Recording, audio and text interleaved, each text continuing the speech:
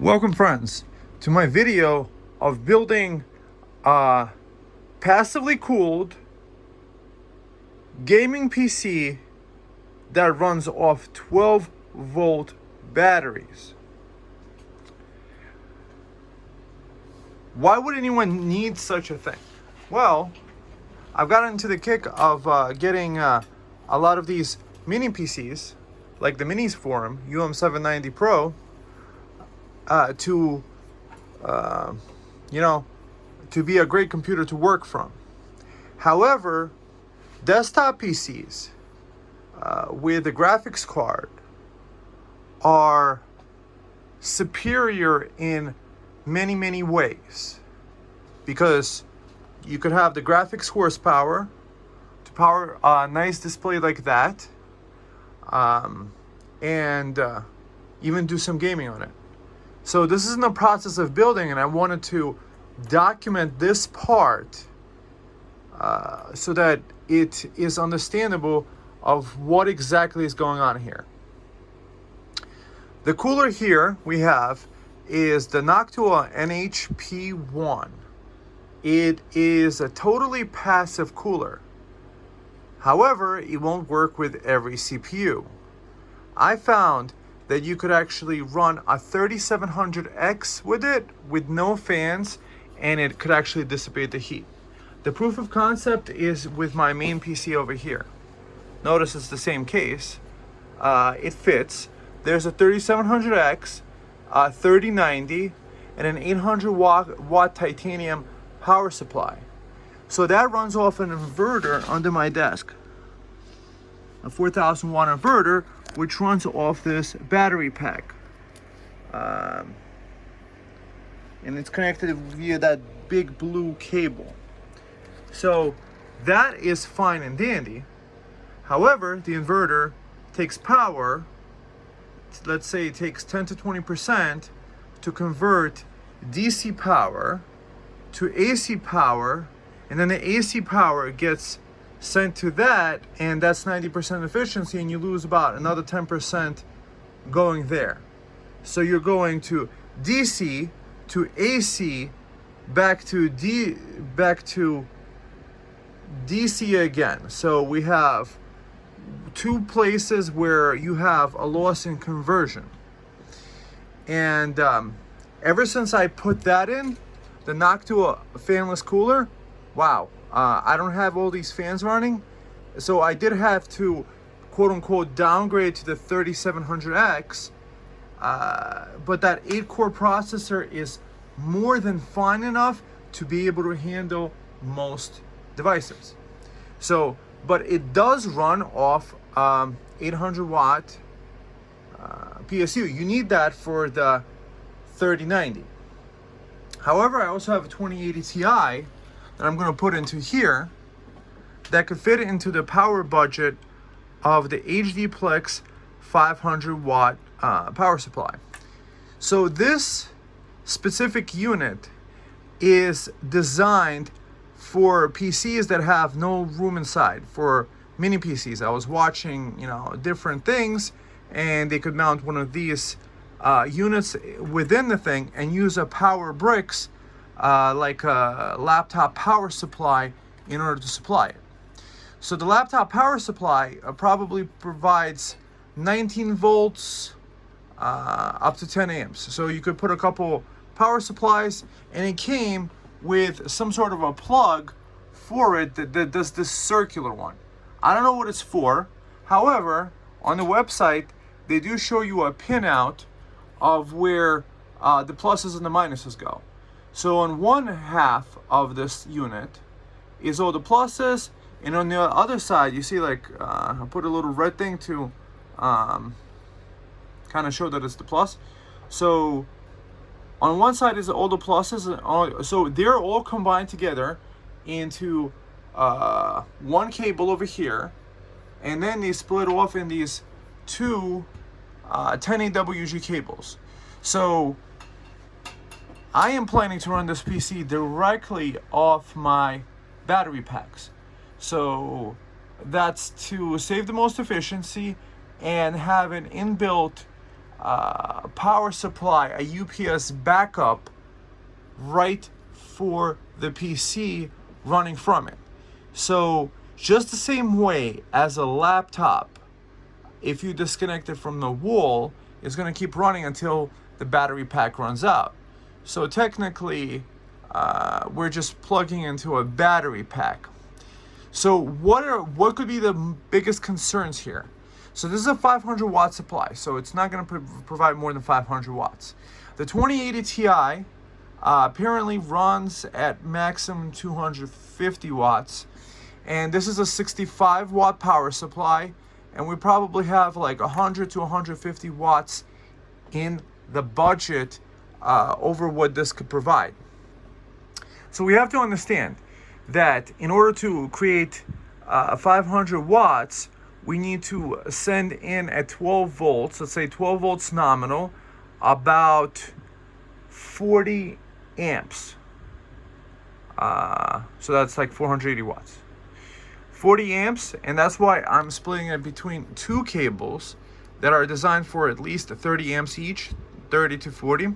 And I have circuit fuses that would blow at 40 amps. So if I plug just one cable in, it would probably shut off if I actually reach the 500 watt limit. However, what I'm also planning to do is install MSI Afterburner, which allows you to do what's called GPU undervolting. So I probably could go from 250 down to 200 or less. So if, let's say, my whole system at its maximum is using 300 watts, we're talking about 15 amps, 20 amps, 22 and a half, so 10 amps per wire, and it could run directly off a battery pack. So what we're doing is, because I'm already enjoying the use of battery packs and DC systems are interesting, and 12 volt systems, check out my other videos regarding 12 volt batteries and how to wire them, how to make this Anderson connection. I just figured might as well have a full powered PC. I could say full power. 2080 Ti was a top of the line card 4 years ago. They're always coming out with the newer and newer ones. So what is the limitation of this system? The limitation would probably be that you probably couldn't run a 3090 or a 4090 with it. However, you might be able to get away with it. But on this end, you might want to actually plug in a 24 volt battery. Because what's cool about this HD Plex, it's about $100. It's on our website, hdplex.com, I think. You could order it. It takes a long time to come. So if you're going to decide to build this, expect to wait like a month or more for the unit to arrive. So it comes with everything that you need to connect the GPU. You see all these connectors. We got a double connector over here, and then we got another double connector. So technically, if you have two low power GPUs that are at 150 watts, you could probably run those. My plan is to just plug in these two wires like this to get the most optimum performance from it. And you can also have these SATA connectors. These SATA connectors could be used for hard drives and such. I must say I'm really liking the Cube 500 case, QUBE 500, the Cooler Master. What's nice about it is that it comes in a flat pack, and you don't need to put the sides in until you're done with the thing. So I literally put the CPU on, all the stuff, my SSDs, and I mounted it to this back plate, and I just connected the back side, and was able to already have it be able to stand up.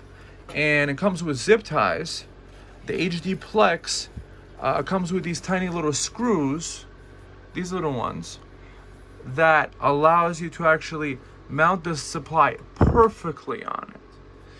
So I'm the type of person that I like to have my electronics nearby. So let's say I wanted to, let's say this video is taking a long time to upload. I could leave the computer on while I take a nap, and I don't hear all these fans ringing, because this heatsink is so massive. It just evaporates it. So I haven't actually seen in the box anything for the AM5 platform. Maybe the newer boxes of the cooler of the Noctua NH-P1 do have that, but I don't know. It didn't come with the thing. So I just wanted to show this part. So these two cables plug directly into my batteries, which I have connected with Anderson connectors, and it should be able to run perfectly. If I need to, I could technically put a voltage booster to 24 or 48 volts, and this should be able to just convert whatever voltage it is from 12 to 48 volts to all the necessary components.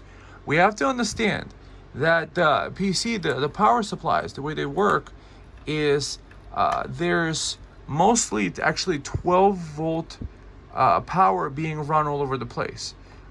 If I understand it, there's a bunch of 12 volt, and probably the GPU is 12 volt. And on these guys, on the SATA connectors, you, depending on where you connect the contact, you could get both 12 or even 5 volt or whatever other lower voltage amounts that you would need. So imagine having a PC that can run directly off solar, could be super efficient as it can be, doesn't have to be a laptop, and you could put the graphics card of your choice in it and not be limited by, you know, the laptop form factor, which always does have fans. You put a laptop on.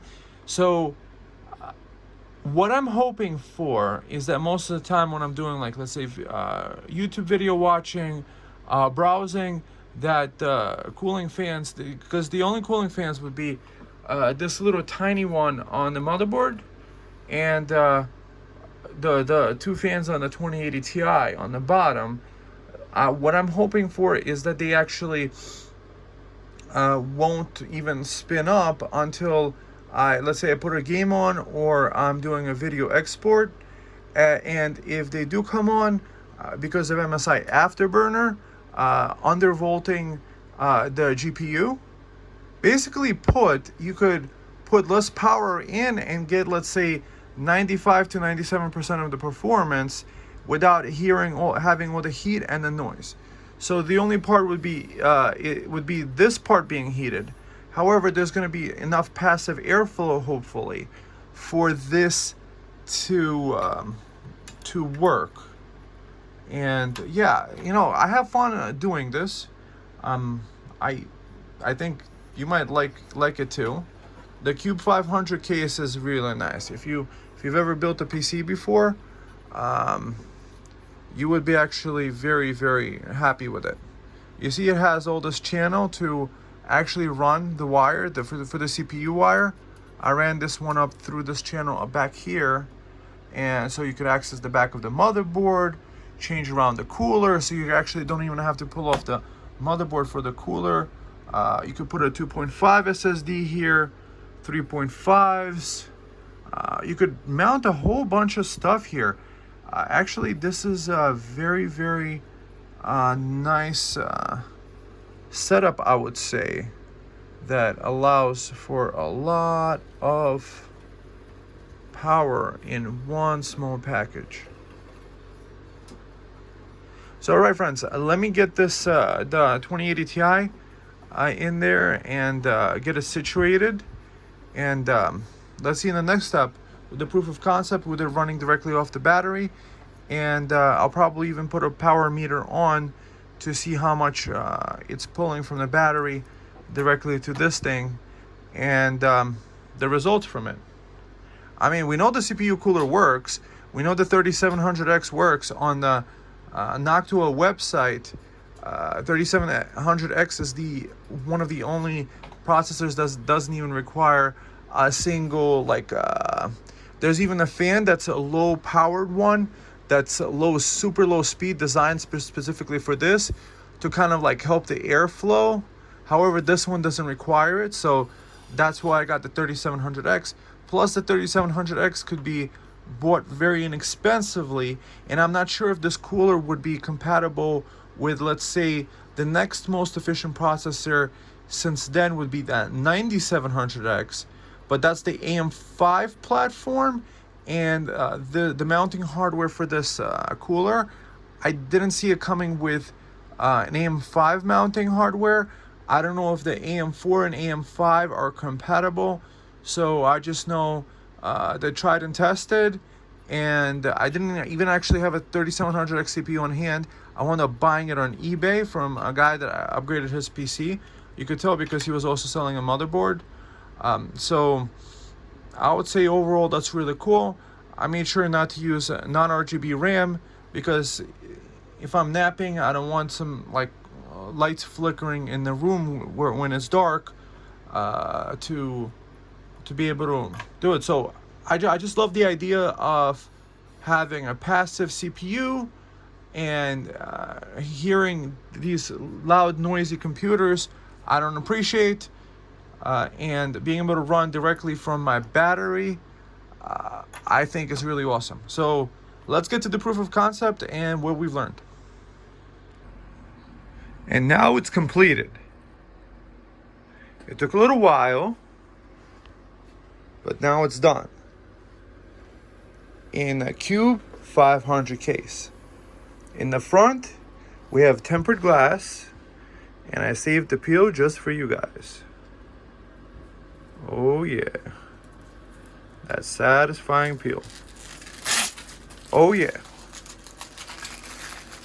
So, let's look at this beauty.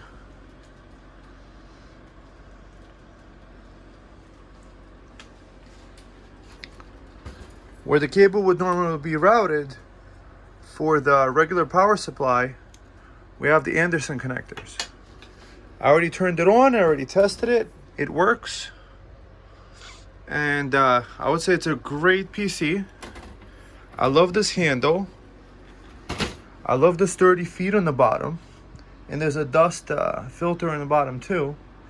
And it works. I could show it to you working, but so far it's taking probably 150 watts during no load. So let's just connect it and see, because you might want to see it connected. But I just wanted to show you the beauty of this case and what the built finished product is. The top over here is a dust mesh. So this, I think, can be easily removed. If you remove the front and back panel, this thing pops right off or unscrews. And yeah. Maybe we should put this under also a synthetic load and see how it works. All right, friends, so this is the PC working. It's connected to this battery over here. See, these two wires go to here, to a power meter.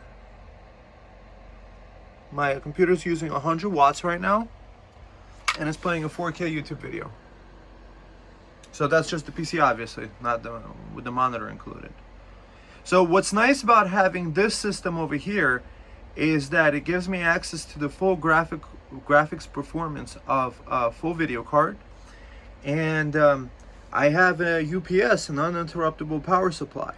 These two batteries are about 100 amp hours each, so I have 2.5 kilowatts. And at the current rate, using 100 watts, I should be able to power this, for 25 hours, this computer? 20 hours, 18 hours? That's awesome.